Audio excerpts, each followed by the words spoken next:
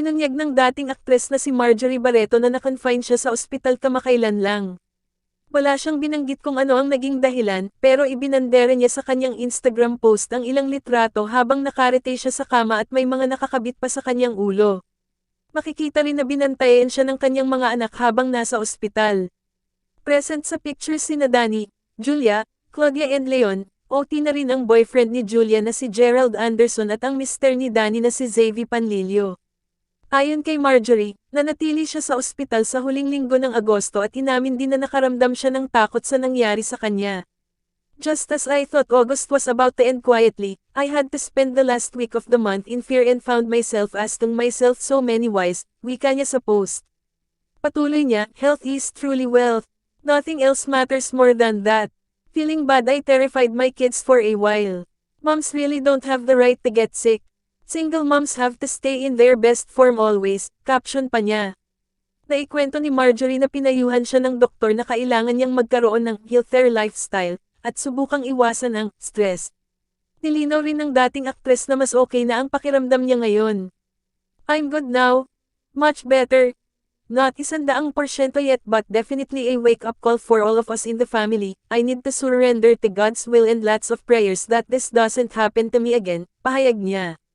Sipa niya, just thought of sharing, because, you know how there are so many parts of our lives we don't get to share on Instagram. It's not fun all the time. We have our bad days. And in those kind of days I am reminded that I am blessed to have 5 strong and wonderful children and a great son-in-law Xavi and even Gerald who all rushed to hospital late at night, because, Julia was so far away and she needed to be assured I was okay till she got back, chika pa niya sa IG. Sa huli, sinabi ni Marjorie, praying for a better September. Makikita sa comment section ng kanyang post na maraming kapwa-artista ang nagpaabot ng dasal para sa kanyang paggaling. Komento ng TV host na si Mariel Padilla, Mommy Marge. Love you. Praying for you. Goodbye stress na talaga. Do everything that makes you happy Mommy Marge, you deserve it. Saad naman ng beauty queen actress na si Charlene Gonzalez Mulak, Marge, praying your speedy recovery at may God's embrace continue to comfort you and your family. Get well soon. Folded hands emojis.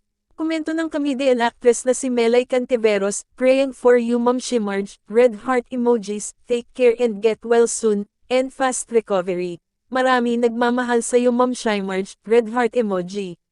Bukod sa tatlo, ilan pa sa mga nagpahayag ng kanilang well wishes, messages ay sina Dayan Medina, Arlene Mulak, Joy Soto, Iza Calzado, Neri Miranda, Isabel Oli, Rufa Gutierrez, at marami pang iba.